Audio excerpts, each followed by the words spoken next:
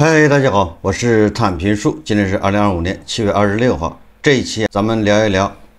智能驾驶。说到智能驾驶，咱们会想到氢产是遥遥领先，但是最近氢产是遥遥领先，惨遭打脸。前不久，汽车媒体懂车帝搞了一个智驾横向测评节目，这个节目一公布就引发舆论的关注。这次这个懂车帝搞的横向测评，它是模拟一个是高速这个路况，还有一个是城市路况，两个路况，也就是两个场景进行模拟实测，涵盖了这个主流品牌的36款车型。在高速场景中，城市场景它是测试了26款车型。这个懂车帝应该是在和央视合作搞的这么一个智驾横向测评。为了搞这个智驾横向测评，这个懂车帝好像是在海南专门包了一段这个高速公路。我看有媒体报道，这个高速公路包了将9天，就专门用来这个测评。懂车帝测评的结果可以说是让人大跌眼镜，所有的遥遥领先全军覆没，最后胜出的居然是特斯拉。大家看一段视频。事儿闹大了呀！最近懂车帝的一场测试呢，彻底掀翻了年轻人对智驾的幻想。在这场测试里呢，懂车帝联合央视设置了15个真实事故的场景，包括高速施工、大货车强行加塞、行人突然横穿马路等等，考验了36款市面上最火的智能车型。但是结果非常扎心，没有任何一辆车能够全部通过测试。高速路况183次事故模拟当中，成功避险的只有44次，通过率惨不忍睹，只有24%左右。更尴尬的是，号称业界最强感知、配备了激光雷达的国产高端智能车，通过率呢，甚至比不过只有7个摄像头的特斯拉 Model 3。在这次测试当中呢，特斯拉的2款车型，特斯拉 Model 3和 Model X 呢，都以6个高速场景成功了5个的成绩，领跑全场。而备受期待的鸿蒙智驾方案，比如说问界 M9、小米速7等等国产新锐车型，整体表现呢却并不理想，这也是引发了网友的热议和质疑呀。这是智能驾驶还是智能甩锅呢？懂车帝随后迅速回应表示，这个测试的目的呢只是科普，不代表整体的排名，更不是故意刁难有些品牌。但是事件的焦点来了，鸿蒙智行方面呢，罕见的选择不予置评，只用数据来回击质疑，公布了2025上半年用户累积16.7亿公里的辅助驾驶行驶里程，以及94.8%的用户高活跃度。用意很明确，就是用户都这么放心开，说明我们呢够安全。但问题是，用户跑了这么多的公里，就真的代表这系统绝对安全吗？再看看之前懂车帝的冬季续航测试，当时问界 M7 呢，因为零下低温续航大幅缩水而垫底，华为立刻开怼测试，不严谨不科学。那这次怎么又突然安静了？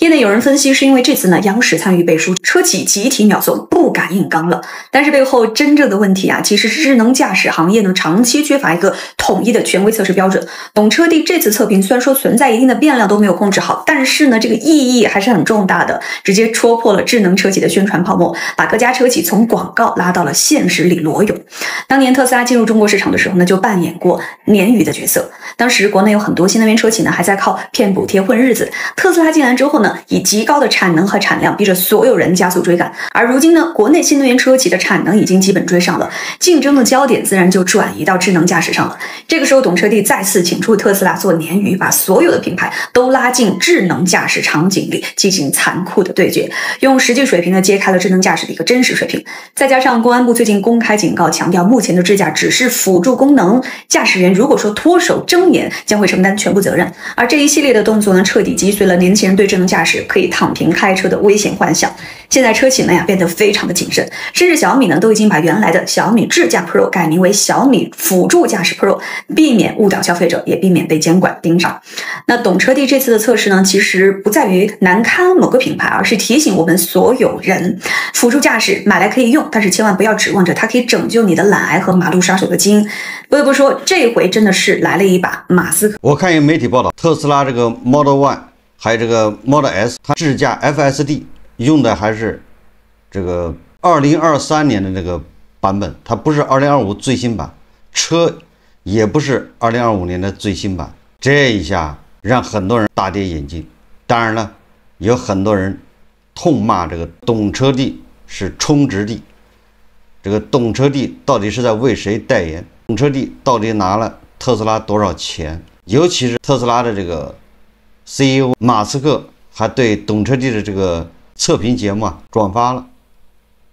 点了赞。国产36款遥遥领先、轻产式遥遥领先的主流车型，居然全军覆没。一场测试让这些主流车企全部露馅，但这个宣传如同泡沫，看似完美，但总有一天会被真实的真相所揭穿。这个懂车帝的测试，在6类高速场景测试之中，36款车型累计完成183次测试，仅有44次测试被评为通过，整体通过率仅有24%。尤其是那些吹得天花乱坠，这次更是被啪啪打脸。吹的有多厉害，这次打脸就有多厉害。哪些靠谱，哪些不靠谱？在新能源汽车迅速普及的今天，各大车企为了营销自己的汽车，利用普通老百姓存在的信息差，对自己的智能驾驶吹上天，什么全球领先、行业第一、遥遥领先、解放双手，可以躺着睡觉。结果发现被拿来做比对最多的就是特斯拉，反而到最后是遥遥领先。魏牌蓝山排名第3，在自主品牌中排名第1，就是长城。炮轰新能源汽车里面已经有很大的长城，至于其他车型几乎都不过关。特斯拉这么厉害吗？特斯拉创始人马斯克在社交媒体上转发懂车帝这次测试视频，并且评论说，由于法律禁止数据出境，特斯拉在没有本地训练数据的情况下，在中国取得了最高成绩。这个马斯克就相当于补刀，这个还不是他们 FSD 最新的版本。如果特斯拉是最新版本，再加上让我们的全球训练数据共享，或者有本地训练数据的话，那结果恐怕就是更是难以想象，疯狂吊打。我也看了一下，网上有很多人说懂车帝是被充值了，叫充值帝。有很多汽车博主还有测评的人找懂车帝各种测试不合理的地方，也就是这个看似公平合理，实际上你测特斯拉的时候都做了一些手脚，对特斯拉有所关照，所以特斯拉的成绩最好。对这些认知低下的人，从未苛求过真理，他们对不合口味的证据视而不见。假如谬误对他们有诱惑力，他们更愿意崇拜谬误。谁向他们提供幻觉，谁就可以轻易的成为他们的主人。这个让我想起了西方唯史论，一眼假，他的证据，他的手段就是一眼假，他的肉眼。大家也知道，靠肉眼去判断一眼假，那是还不如说是靠你的立场去判断，靠你的标签去判断。因为这样判断的结果给他们提供一个幻觉，就像吸了毒品一样，也就是所谓的情绪价值。谁向他们提供幻觉，谁就可以轻易的成为他们的主人。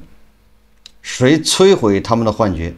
谁就会成为他们的牺牲品。他们的大脑里只有立场，没有事实；只有情绪，没有数据；只有假象，没有真相。靠这些幻觉变成了支撑他们前行的精神力量。谁摧毁他们的幻觉，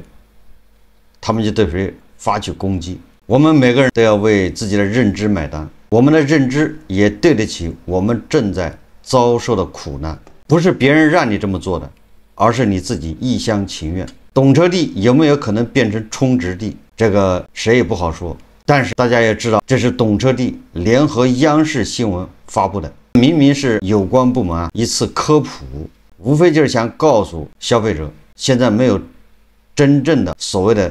解放双手，所谓的自动驾驶，所谓的 L3级。但是这些人却拒绝接受这个结论，因为他们还沉浸在轻产式遥遥领先。这个结果真应了爱因斯坦的那句话，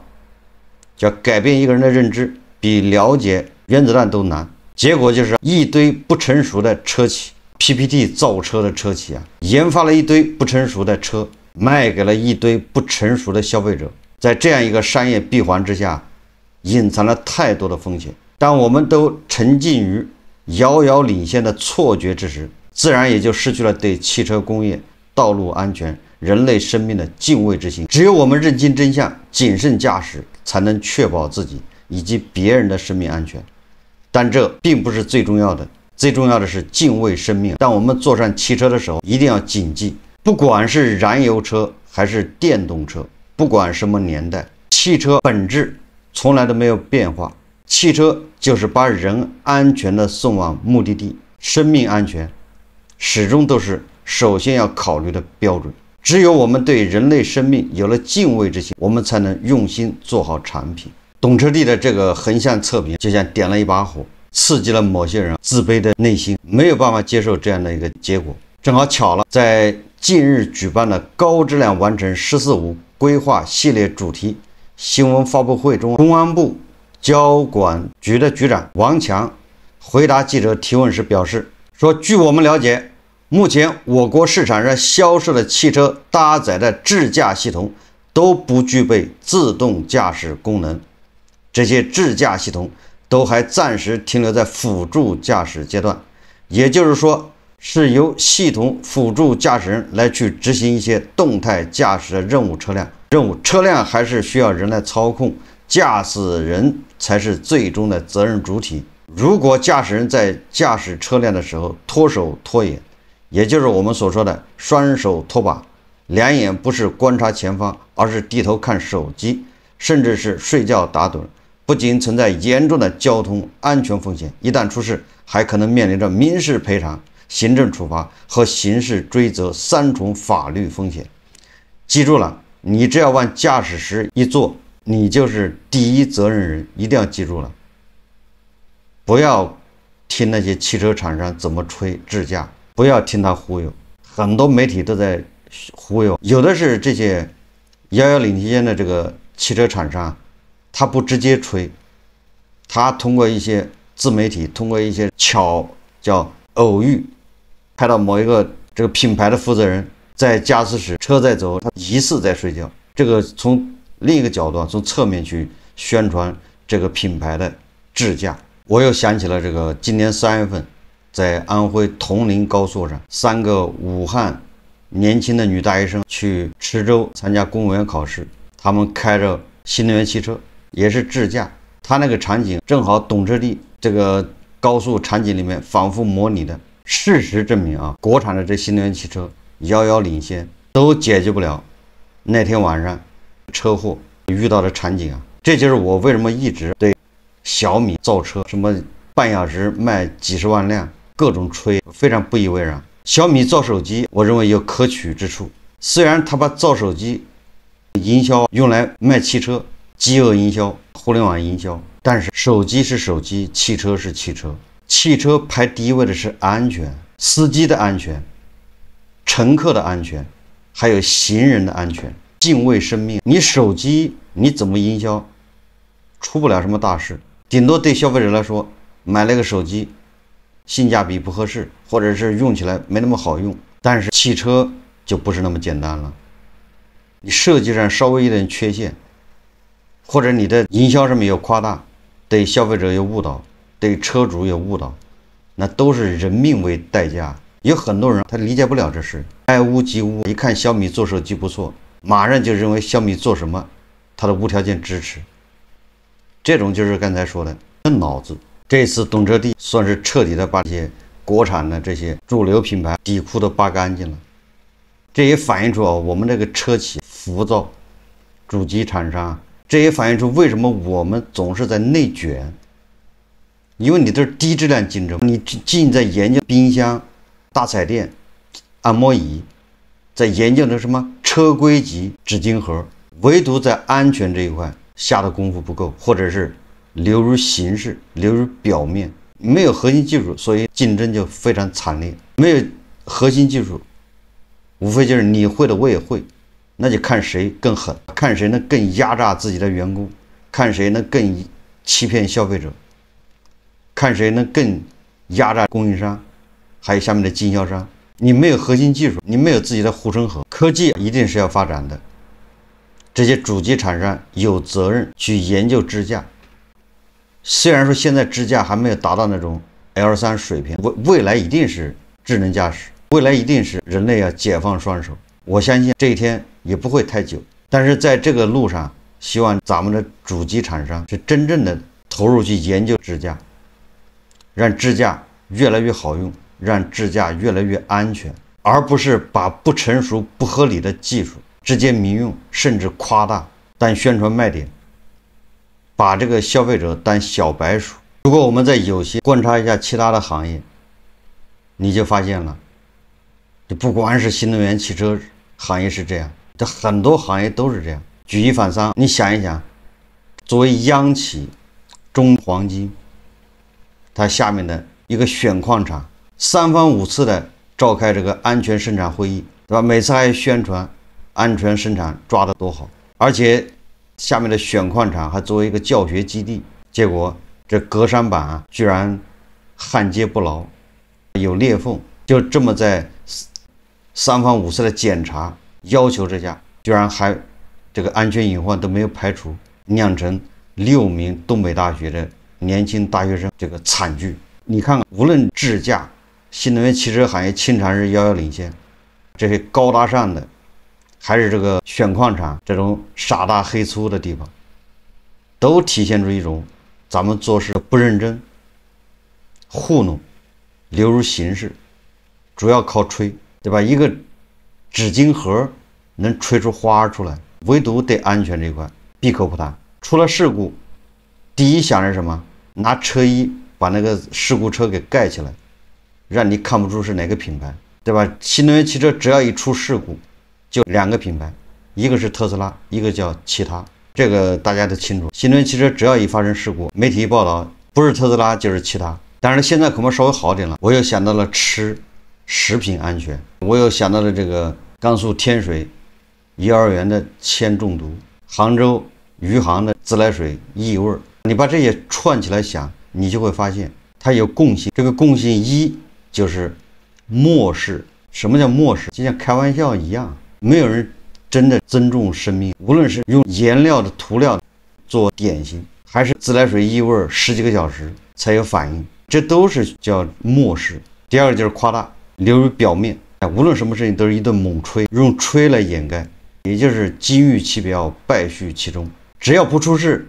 一切都好，非常光鲜亮丽。但是一旦一出事，就发现种种不堪。平时这些种种不堪都是靠吹来掩盖。希望懂车帝评测给这个主机厂商，给新能源汽车这 PPT 造车的一个鞭策。现在知耻而后勇，现在奋起直追还不晚，还有机会。好，这期节目我们就聊到这里，感谢大家收看。如果喜欢我的节目，欢迎订阅转发，也可以在下方留言评论，谢谢大家。